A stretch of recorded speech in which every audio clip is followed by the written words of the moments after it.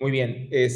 Lo que sigue en un estudio hidrológico, una vez que uno realiza en la caracterización de la cuenca, la identificación del sitio de estudio, recopilar la información climatológica, generar las características o índices morfométricos de la cuenca, de la red hídrica, el análisis estadístico de las precipitaciones, definir el régimen climatológico, enfocarse en las precipitaciones máximas. Si tenemos el caso de un estudio de una cuenca que no tiene información de escurrimiento, o si nos enfocamos en el escurrimiento, si tenemos información de él, del río, lo que continúa es el cálculo de la lluvia de diseño, que es lo que vimos en la última sesión. Una vez que tenemos definida la lluvia de diseño, que si vieron lo único que se hace es un ajuste para el tiempo de concentración de la cuenca, ya que no tenemos las tormentas registradas de acuerdo a su duración real. Una vez que tenemos esa lluvia de diseño, tenemos que asumir que cuando se presenta una tormenta, no todo va a generar escurrimiento. Entonces tenemos que saber cuánto se va a perder por infiltración. Y para eso vamos a ver ahora algunos métodos para poder analizar la infiltración en cuencas. Bien, aquí está la definición de lo que es el proceso de infiltración. No es más que una de las fases del ciclo hidrológico, y que si vemos aquí la definición formal que nos da, nos dice que es el movimiento del agua. A ver, déjenme. En cambio el puntero. Dice que es el movimiento del agua a través de la superficie del suelo y hacia adentro del mismo, producido por la acción de las fuerzas gravitacionales y las fuerzas capilares.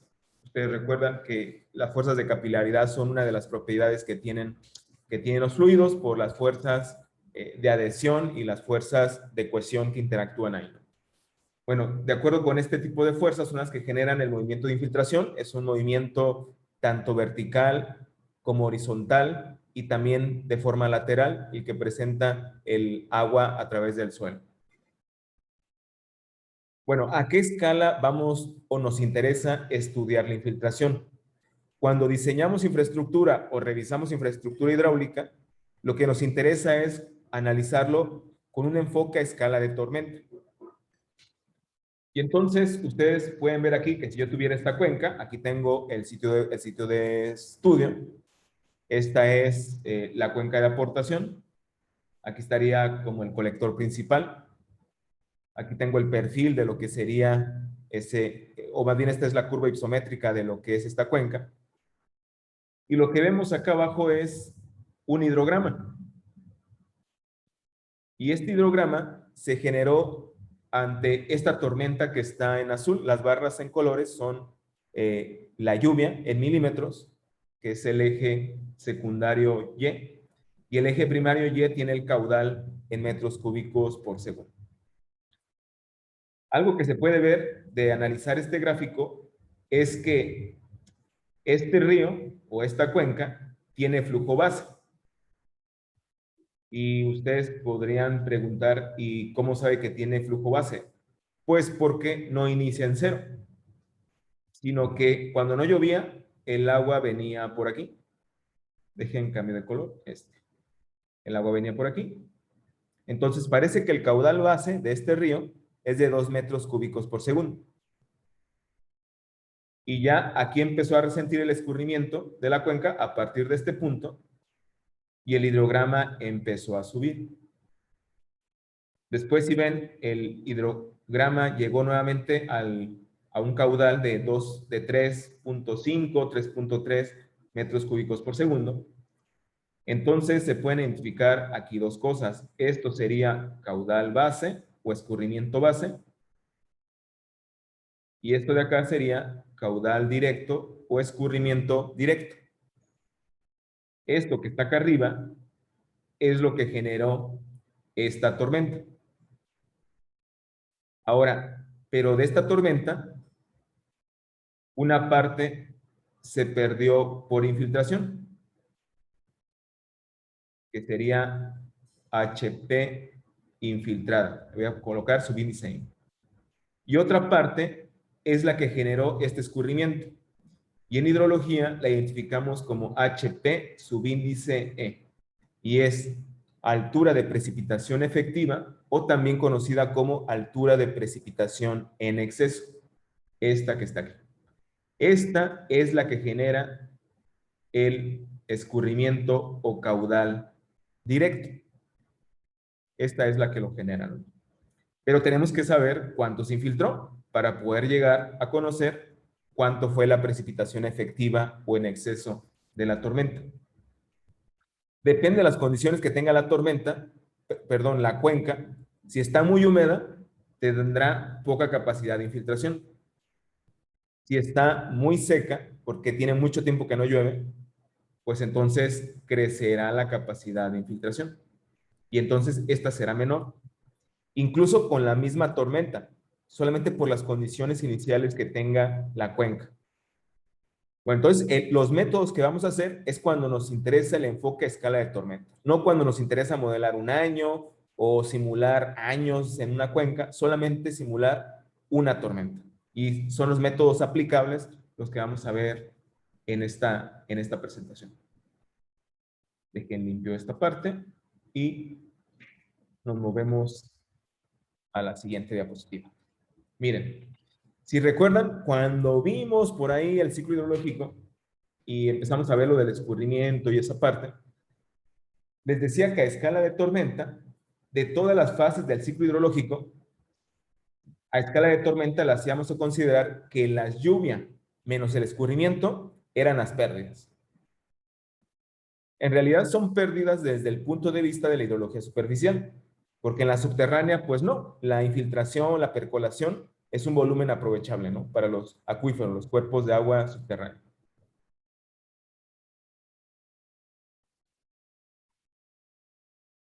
Gracias. Y bueno, de estas pérdidas, nosotros sabemos que si quisiéramos cuantificar todas, pues tendríamos la intercepción, tendríamos evapotranspiración, tendríamos la retención en depresiones, tendríamos la evaporación, la infiltración sería una parte, pero de todas estas, lo único que haremos es que a escala de tormenta, la infiltración será la porción más considerable de las pérdidas. Aquí es importante que recuerden, solamente a escala de tormenta. Si fuera para un mes, para un año, ya no. Estos fenómenos o estos procesos del ciclo hidrológico empiezan a tener relevancia. La infiltración, la evapotranspiración, la intercepción, todos esos empiezan a tener ya mucha importancia. Bueno, la diferencia entre el volumen de agua que llueve en una cuenca y el que escurre por su salida recibe el nombre genérico entonces de pérdida, ¿no? Es ese un volumen que vamos a considerarlo como perdido desde el punto de vista de hidrología superficial. ¿Por qué? Porque es un volumen que no vamos a poder aprovechar. No lo vamos a poder llevar a una presa, no lo vamos a poder conducir por un acueducto, no lo vamos a poder mover a través de un canal. Entonces, por eso lo vamos a considerar como pérdidas desde el punto de vista de la hidrología superficial. Muy bien. Ahora, la infiltración, ¿cuál es el papel que juega? Cuando tenemos la relación lluvia-escurrimiento, cómo la lluvia se convierte en escurrimiento, la infiltración lleva el papel principal cuando tengo un problema para diseñar o para predecir una crecida o un hidrograma de diseño. Quiero obtener un hidrograma o quiero predecir cuál va a ser la respuesta a un hidrograma, pues el escurrimiento va a tener el papel principal. En general, aunque depende la magnitud de la cuenca, el volumen de infiltración va a ser varias veces mayor que el de escurrimiento durante una tormenta dada. Especialmente cuando las cuencas tengan un alto grado de urbanización. Cuando el grado de urbanización sea muy bajo, perdón, lo dije al revés, ¿no? Cuando el grado de urbanización sea muy bajo, el volumen de infiltración va a ser muchas veces mayor que el volumen escurrido. Y cuando el grado de urbanización suba, como el área se vuelve más impermeable, pues entonces ese volumen de infiltración decrecerá y crecerá por el contrario, lo que será el volumen de escurrimiento. Es decir, que si yo tengo un suelo más, la misma cuenca, pero el tipo de suelo cambia, la relación de los volúmenes de infiltración y el volumen de escurrimiento va a estar creciendo y va a estar cambiando, ¿no? En función de ese impacto que tenga el cambio de uso de suelo en la cuenca. Bien, ahora, ¿cómo es el proceso de infiltración? Aquí está muy resumido en estos 3 pasos, ¿no? En estos 3 pasos que tenemos y cuáles son los subprocesos que tenemos aquí de forma interna. Y les voy a pedir que ustedes me ayuden para que no se vayan a dormir. A ver, Andrés, ¿me puedes leer el primer proceso de entrada de agua al suelo, por favor? Sí, el agua entra en el suelo por las grietas y poros de mayor tamaño por gravedad. Ok. Esto que lo leyó Andrés, esta primera fase, lo que gobierna son las fuerzas de gravedad. El agua va a entrar por las grietas, por los poros, y si está más seco, entrará más cantidad de agua, y es por las fuerzas de gravedad. Después sigue otro proceso. Manuel, ¿nos puedes ayudar, Zavala, con la segunda? De los poros de mayor tamaño pasa a los de menor tamaño por capilaridad. Ok, perfecto. Si ustedes recuerdan, cuando se presentaba la capilaridad, era porque eran tubos muy pequeños, como tubos capilares, por ejemplo, las plantas, que hacen que las fuerzas de adhesión y las fuerzas de cohesión vayan generando que el agua tenga movimiento a través de esos tubos capilares. Bueno, aquí el suelo funciona como un tubo capilar y lo que hace es que de los poros de mayor tamaño va a pasar a los de menor tamaño por esas fuerzas de adhesión y esas fuerzas de cohesión que se van a ir presentando. Y después tenemos la última fase, en ese gobiernan las fuerzas de capilaridad. Y si nos ayuda, Sila, ¿nos puedes ayudar con la última, por favor? La infiltración es un proceso que implica entrada y movimiento del agua en el suelo y se expresa en unidades de velocidad de paso, milímetros por hora, centímetros por hora. Gracias, Sila. Bien, si esto que nos leyó al final, hay algo interesante. Dice que la infiltración es un proceso que va a implicar la entrada del agua al suelo y el movimiento a través de él. Y tiene una cierta velocidad esa tasa de infiltración. Lo vamos a identificar como una tasa de infiltración. Y si ven, tiene unidades de longitud sobre unidades de tiempo. ¿Y esto a qué lo podría equiparar? Unidades de longitud por unidades de tiempo, a la intensidad de la tormenta. Si yo tengo una tormenta y la caracterizo por su intensidad, me queda en milímetros por hora o pulgadas por hora o milímetros por minuto. Son longitudes sobre tiempo. Entonces puedo equiparar la tasa de infiltración a la intensidad y eso va a ser algo interesante para poder trabajar los métodos de infiltración. Bueno, después nos dice que hay subprocesos. La entrada de agua al suelo, la retención del agua del suelo y el movimiento del agua a través del suelo. Son los subprocesos dentro del proceso de infiltración. Bueno, pero ¿cómo es una curva de infiltración de una tormenta en una cuenca? Pues es como esta que pueden ustedes ver aquí. Si ven, lo que vemos en azul, lo que está dibujado en azul es la tormenta. Si ven, está a cada hora. Es la altura de agua acumulada a cada hora. En realidad aparece en intensidad, ¿no? Es la intensidad de precipitación en milímetros por hora. Entonces, la primera hora llovieron 4 milímetros. La segunda hora llovieron 3.8, imaginemos. La tercera, 5. La cuarta, 4.5, imaginemos. Y ven cómo va cambiando la intensidad. La mayor intensidad, ¿dónde está? Está en este punto, ¿no? Con 5.1 milímetros por hora. Bueno, lo que ven esta línea es la curva de infiltración. Esta sería una curva de infiltración real de un suelo. Y lo que define es la capacidad de infiltración de la cuenca. Cuando empezó, la cuenca tenía una capacidad de infiltración de 5 milímetros por hora. Pero claro, empieza a infiltrarse el agua, infiltrarse, y como se va haciendo más húmedo el suelo, tiene menos capacidad de infiltración. Y llega un momento que llega a este punto en que ya no todo se puede infiltrar, sino que hay una parte que genera escurrimiento. Entonces se sigue infiltrando agua, pero ya hay una parte de la tormenta que genera escurrimiento, que es lo que ya vemos en azul. Lo que quedaría en amarillo es lo que se perdería por infiltración. Y esa tasa de infiltración sigue decreciendo porque se mantiene la tormenta, hasta que llega un punto en que se hace prácticamente asintótica al eje X. Nunca llega a una infiltración cero, pero sí llega a una infiltración muy baja, ¿no? Es muy poca la capacidad de infiltración que va a tener el suelo. Y va a llegar un momento donde no va a haber escurrimiento superficial porque pues ya se acaba la tormenta y queda totalmente saturado el suelo. Esta nos representa este gráfico lo que es la altura de precipitación, la curva de la capacidad de infiltración de una cuenca, lo amarillo sería lo que se pierde por infiltración y lo azul sería lo que se generaría de escurrimiento superficial. Ahora, como ustedes vieron en sus mapas de las cuencas, el uso y el tipo de suelo cambia espacialmente. No es el mismo en toda la cuenca, ¿no? Ustedes lo pudieron ver ahí en sus mapas. Solamente algunos que tenían alguna cuenca que el suelo podría ser el mismo, aunque también depende de la escala a la que lo estemos analizando. Pero bueno, esta curva sería bastante compleja de llevarla ya a una cuenca grande, ¿no? Nos costaría bastante trabajo y verlo espacialmente. Entonces, pues les aviso que se hacen algunas simplificaciones en el análisis de la tasa de infiltración. Bueno,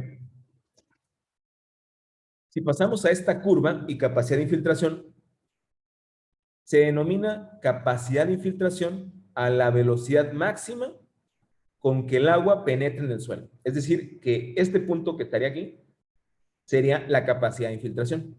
Y con esa partiríamos en el análisis. ¿De qué va a depender? Pues del suelo, de qué tan agregado sea, de qué tan permeable. No es lo mismo tener un suelo arcilloso que un suelo con limo, que un suelo de puras gravas, que un suelo que esté muy compacto. Dependerá de muchos factores definir la capacidad de infiltración. ¿Qué pasa si una gran parte de los poros del suelo ya se encuentran saturados? Porque llovió hace 2 días o llovió hace un día.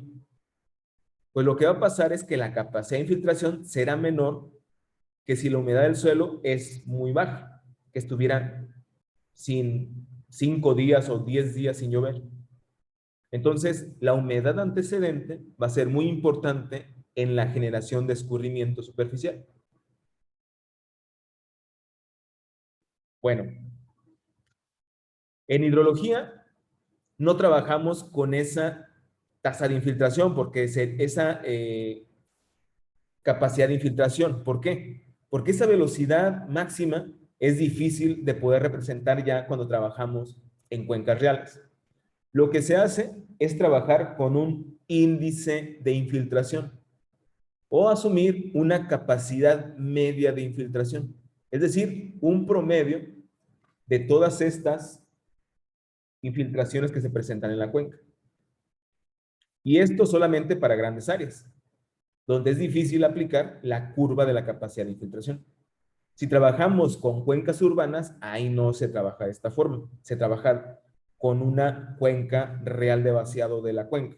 Pero una cuenca grande, como la que ustedes están viendo, para diseñar infraestructura hidráulica de gran envergadura, pues se trabaja con una capacidad de infiltración media y que le vamos a identificar como índice de infiltración. Ahí en los libros lo van a encontrar como el símbolo este, como phi. Bueno, está mal dibujado, ¿no? Como este. Ah, sí. Así lo van a encontrar por ahí en los libros, en el de Aparicio, en el de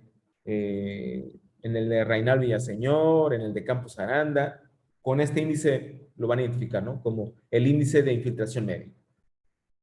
¿Qué unidades va a tener? Va a tener unidades de longitud sobre unidades de tiempo. Va a ser ese índice de infiltración.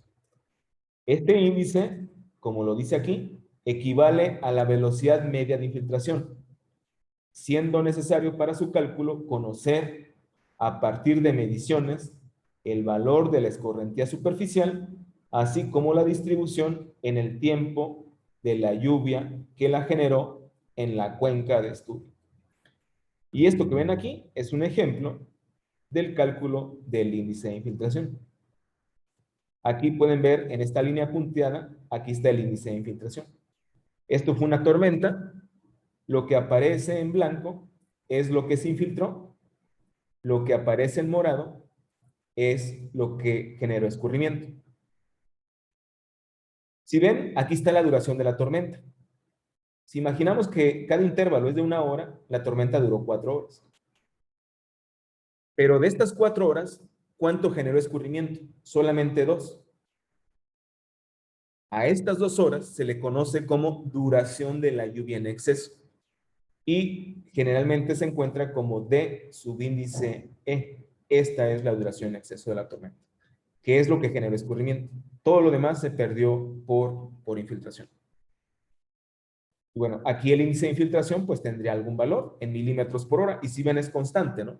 No se asume este cambio desde un máximo hasta un mínimo, sino que se asume unas condiciones promedio, solamente para grandes cuencas, ¿no?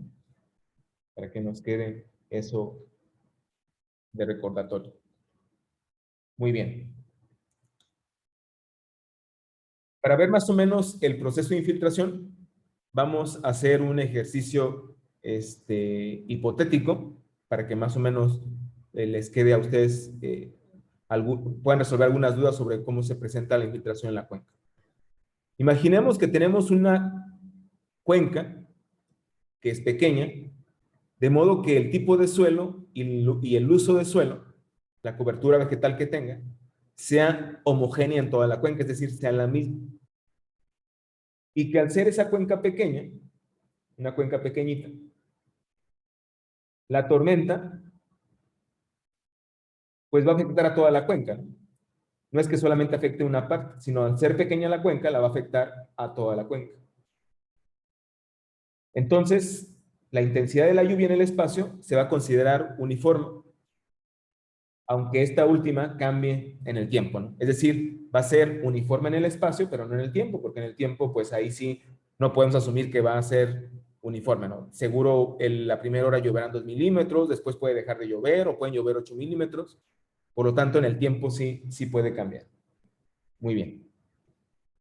Si asumimos que cuando inicia la tormenta, el suelo está de tal manera seco que la cantidad de agua que puede absorber en la unidad de tiempo es la capacidad de infiltración, es decir, la total capacidad que tiene el suelo,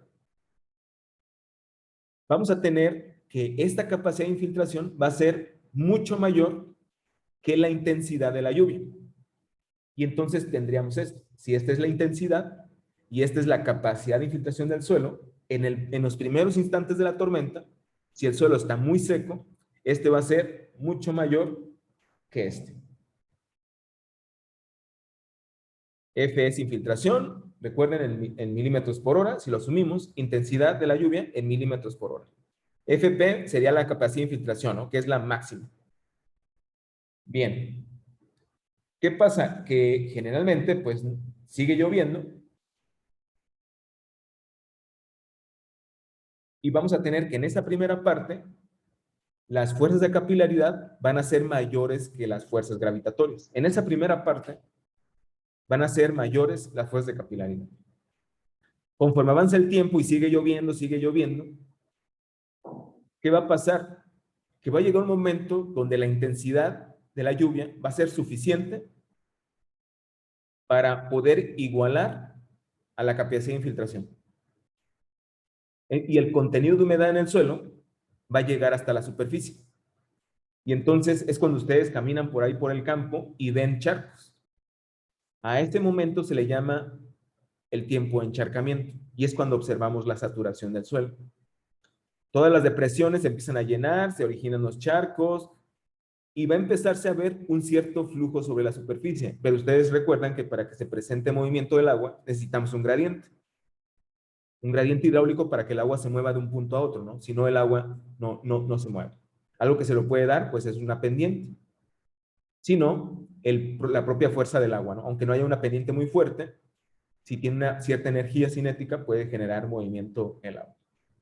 Bueno, este tiempo de encharcamiento, que lo tenemos ahí como T subíndice E, y es cuando observamos esto, ¿no? Vemos cosas como esto que está aquí, como esto que está acá, que vemos algunos tiempos de encharcamiento.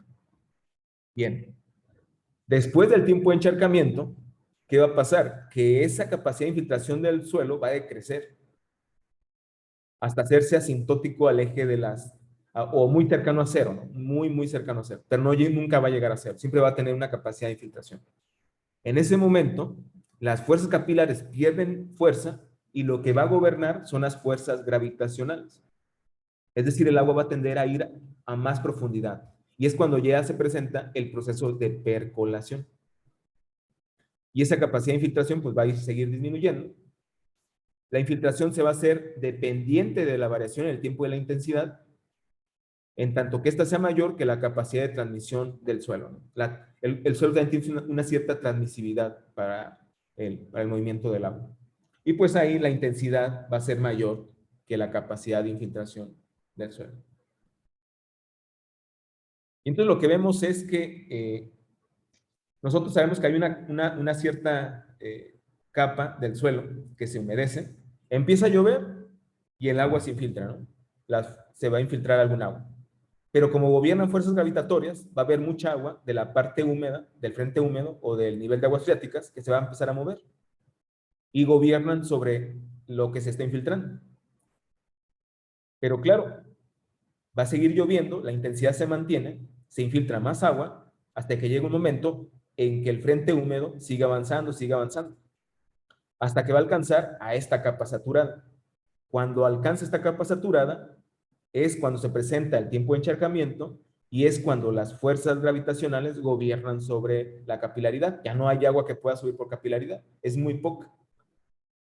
Y a esto es cuando le llamamos el tiempo de encharcamiento, ¿no? Y tenemos toda esta capa saturada. Por eso, si sigue lloviendo, pues el agua ya no puede penetrar. Es muy poca la que puede seguir penetrando. Muy bien. ¿Qué factores afectan la capacidad de infiltración? Yo creo que se les pueden venir muchos a la cabeza. Yo aquí les coloco una lista para que más o menos ustedes lo vean, ¿no?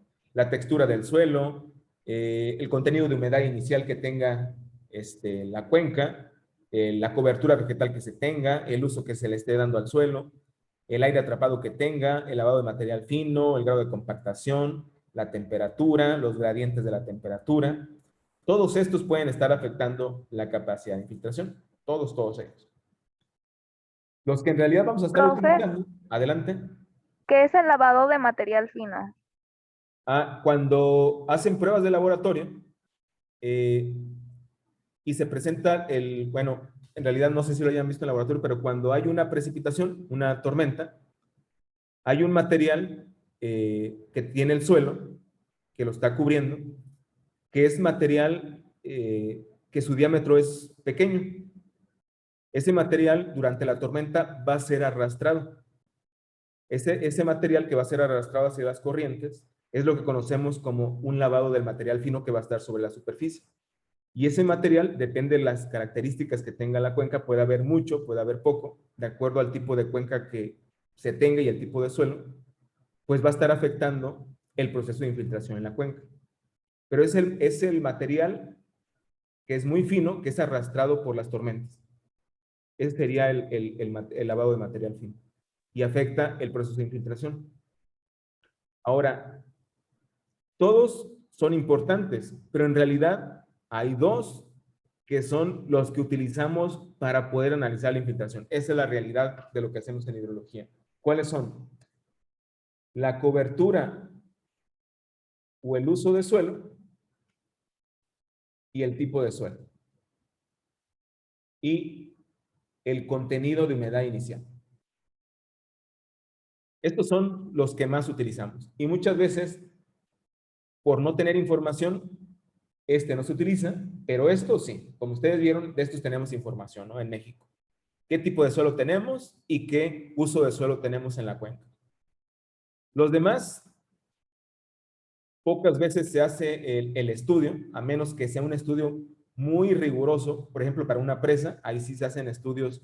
Por ejemplo, donde está el vaso de almacenamiento, se hacen estudios de mecánica de suelos para hacer pruebas, para ver cómo va a ser la infiltración en el vaso de almacenamiento de la presa. Ahí sí son necesarios estudios más a fondo. Pero cuando hacemos estudios para diseñar infraestructura como un puente, como una alcantarilla, como canales, solamente nos enfocamos en analizar la textura del suelo o tipo de suelo, la cobertura que tiene el suelo, que sería como la vegetación o el uso que se le está dando, y el contenido de humedad inicial. Son en realidad los únicos que consideramos para poder hacer el análisis. Ahora, creo que por aquí viene un ejemplo. No, todavía no. Bueno, creo que ya vienen los métodos primero para poderlo hacer.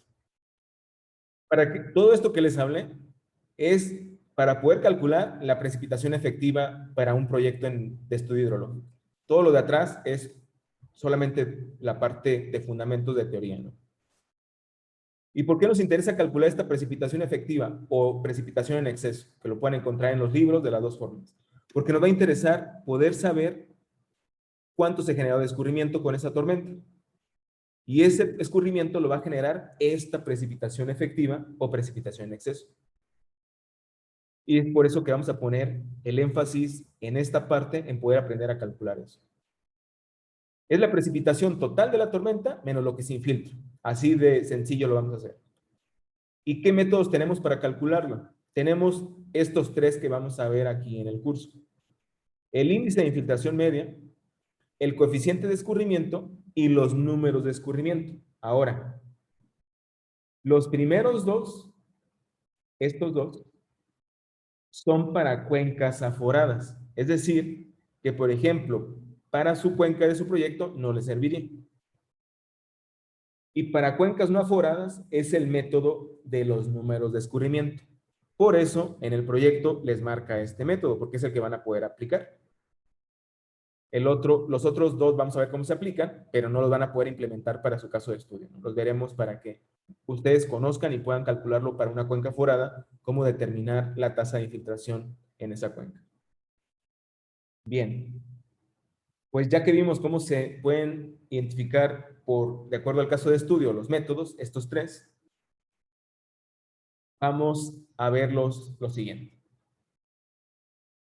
Recordemos nada más, rápidamente, cuencas aforadas, información de lluvia e información de escurrimiento. Cuenca no aforada, aquí le faltó la N, es solamente tengo información de lluvia. Bien. Vamos a ver cómo se determinaron los métodos para que ustedes aprendan. Miren, cuando uno ve un método, yo les podría enseñar, por ejemplo, el índice de infiltración media. Así se aplica el método y este es el método. En realidad, lo importante es que sepan también cómo se obtiene el método. ¿Por qué?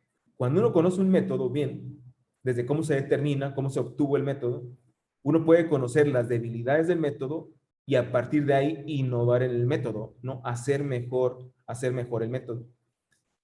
Miren, si yo tuviera una cuenca, tengo una cuenca, dibujo aquí una cuenca. Yo voy a tener aquí tres volúmenes.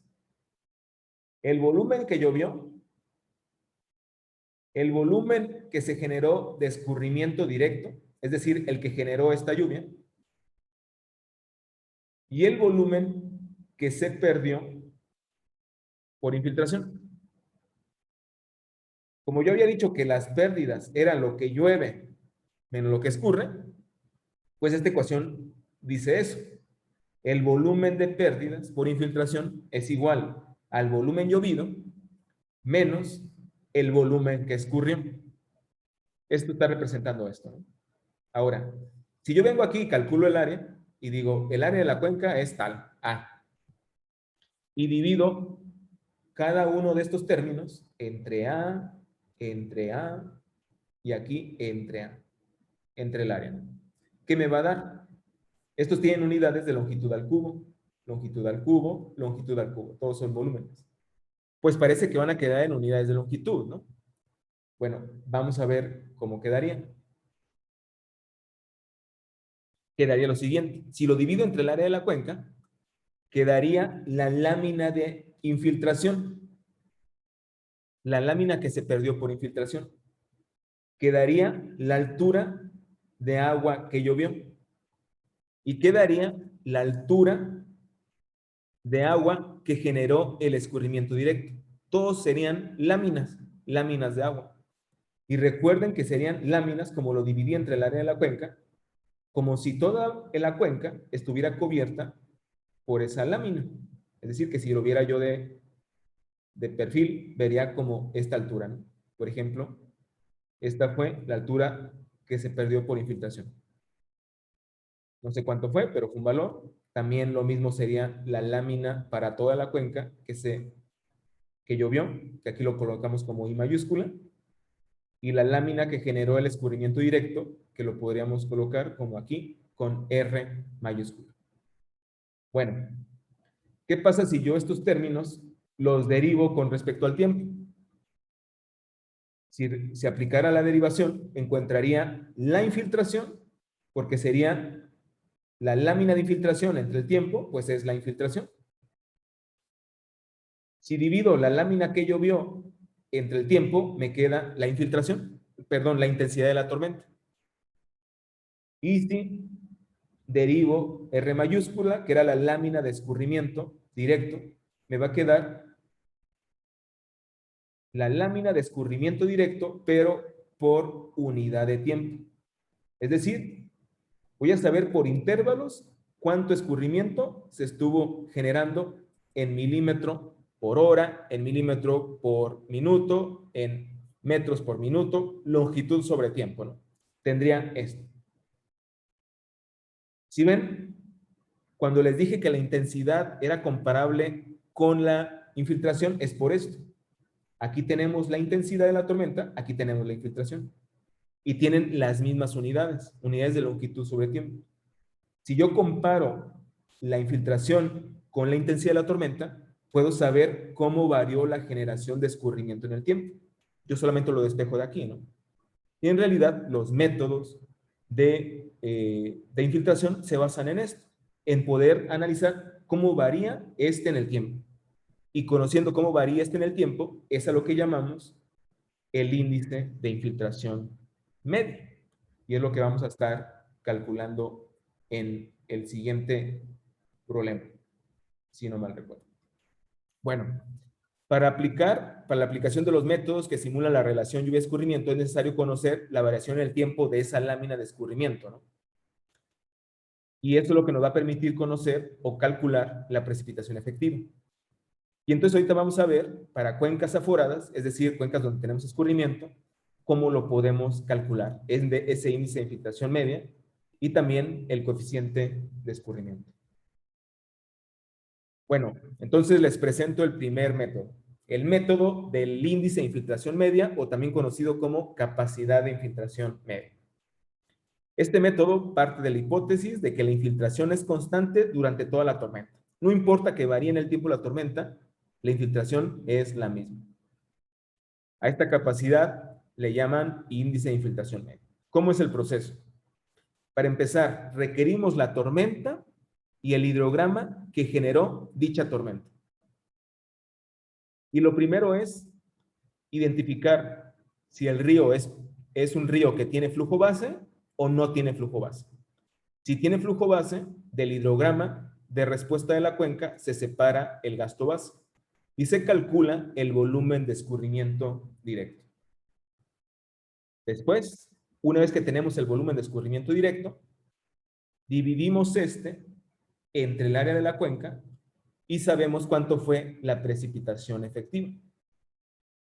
Si ya conozco la precipitación efectiva, voy a agarrar mi hidrograma y voy a proponer valores del índice de infiltración hasta que hagan que lo que quede por arriba, moviendo este índice, es decir, que voy a proponer un valor y a lo mejor el inicio estará por aquí.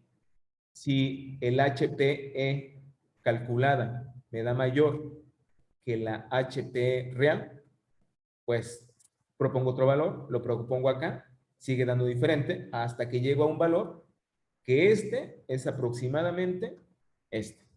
Entonces, en ese momento pude calcular cuál fue el índice de infiltración media en la cuenca. Pero recuerden, ocupo tener la cuenca, una tormenta, y de esa tormenta, el hidrograma, para poder calcular el volumen y dividirlo entre el área de la cuenca, que es esto. Poder identificar la precipitación en efectiva o en exceso y poder calcular este índice. Ustedes dirán, ¿y pues para qué me sirvió haber calculado el índice? Ah, bueno, cuando tenga otra tormenta, si ustedes ya no tienen el hidrograma, aplican este índice y van a poder saber cuánto es el escurrimiento sin haberlo medido ya. Ustedes dirán, bueno, pero pues aquí obtuvimos un fin, un índice de infiltración para esta tormenta, pero la cuenca tiene unas condiciones. Cuando llegue otra cuenca, otra tormenta, este índice va a cambiar. Pues la verdad es que sí, va a cambiar. Entonces, ¿qué es lo que se hace? Que se calculan muchos índices de infiltración hasta poder tener un índice que sea característico para la cuenca. Al tener muchos, generalmente una cuenca se pueden calcular 100, 200 índices de infiltración y con base a eso tener uno representativo para la cuenca para diferentes condiciones de humedad antecedente en la cuenca. Eso es el proceso para hacerlo en cuencas aforadas. ¿Cuál es la aplicación básica de la infiltración? El pronóstico de avenidas. Si yo tengo un sistema de alerta, porque aquí está una ciudad, tengo una tormenta, y me dice el meteorólogo, ¿sabes qué? Se va a presentar una tormenta que tiene una duración de tal tiempo y puede tener una altura de precipitación de 50 milímetros. Yo me traigo mi índice de infiltración y digo, bueno, con 50 milímetros y cuántos días ha llovido, hay unas condiciones de humedad tal, bueno, se pueden generar de precipitación efectiva de esos 50 a lo mejor 25. Con estos 25 se va a generar este hidrograma. Y con este hidrograma, si lo llevo a un modelo numérico hidráulico, me dice que la mancha de inundación va a ser tal. Ah, bueno, pues hay que desalojar a las personas que están aquí porque se pueden ver afectadas. La principal utilización de estos métodos para cuencas aforadas es para los sistemas de alerta temprana, como este, así muy rústico que les mostré. Esto es una de las aplicaciones que tiene este método, ¿no? Para que no piensen que no se aplica, si es un método que se utiliza bastante.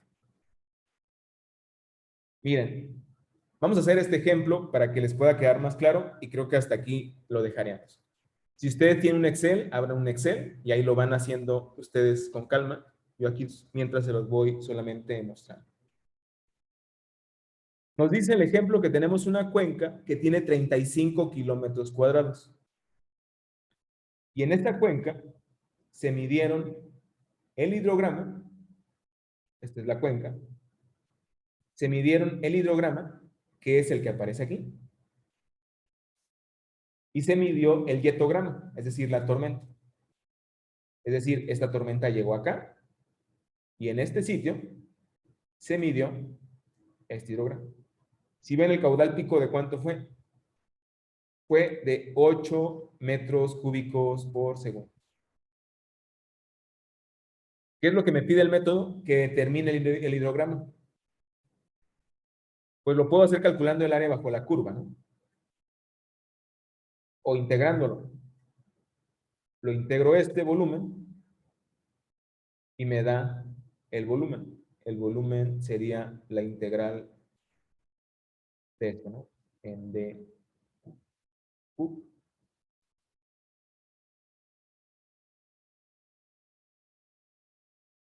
¿Recuerdan sus clases de cálculo? ¿Cómo podremos integrar este y calcular este volumen?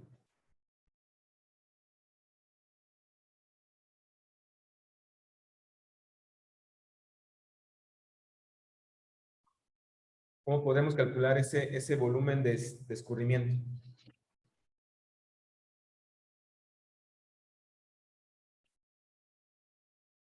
Mientras, en lo que ustedes les recuerdan de sus cursos, quienes daba cálculo Gladys, ¿no?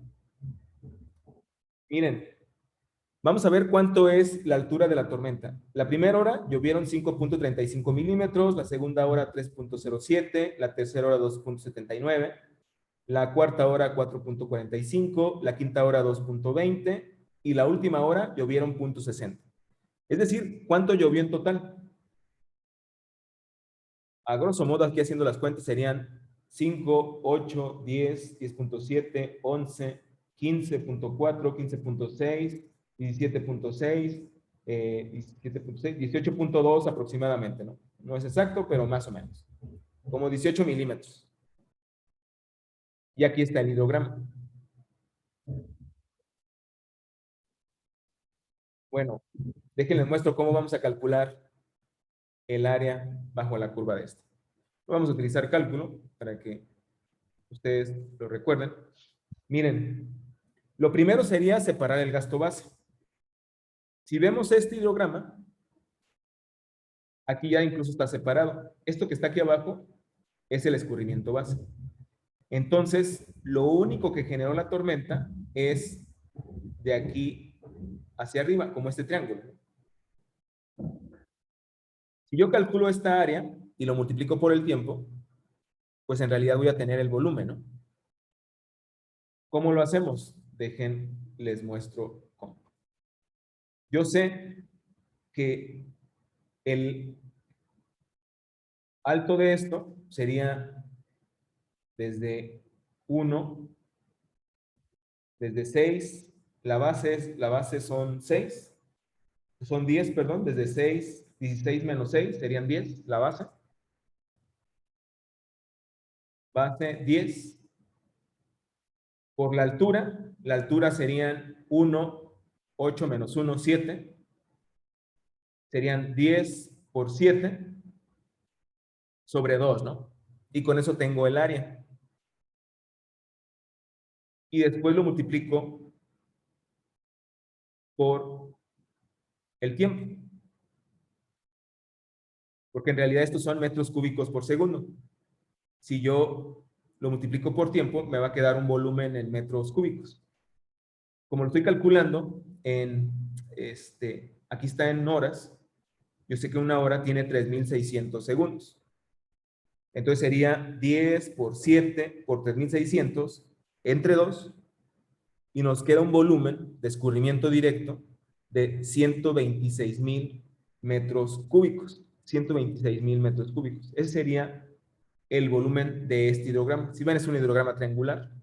La verdad es que los hidrogramas reales pues son un poquito más complejos que esto, pero bueno, lo podemos llevar a una forma de alguna forma geométrica, ¿no? Pero si fuera un triángulo, lo podemos calcular, ¿no? Base por altura, tengo el área, un área en metros cúbicos por segundo, lo multiplico por el tiempo y me queda un volumen en metros cúbicos. Y me quedan estos 126.000. Después, ¿qué dice el método? Que agarremos este volumen y lo dividamos entre el área. El área nos decía que son 35 kilómetros cuadrados. Como esto está en metros cúbicos, convertimos esa área a metros cuadrados. Pues eso es 1000 al cuadrado, ¿no? Lo multiplicamos por 1000 al cuadrado, es 1.000.000. Entonces queda 36 por 10 a la 6. Si hacemos la división, nos queda 0.2035. Si lo llevamos a milímetros, serían 3.5 milímetros. Entonces, fíjense una cosa en la cuenca. ¿Cuánto llovió? 18 milímetros.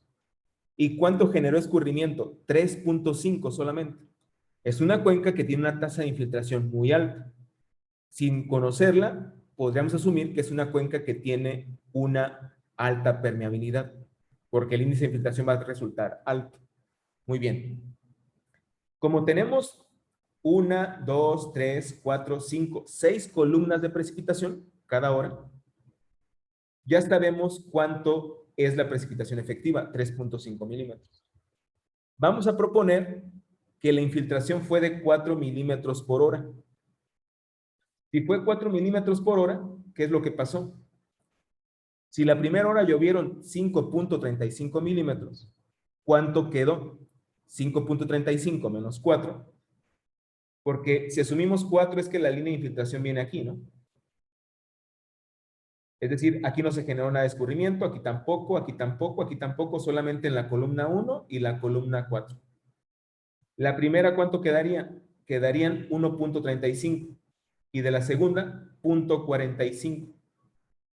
Ahora, ¿qué pasa si proponemos ese valor?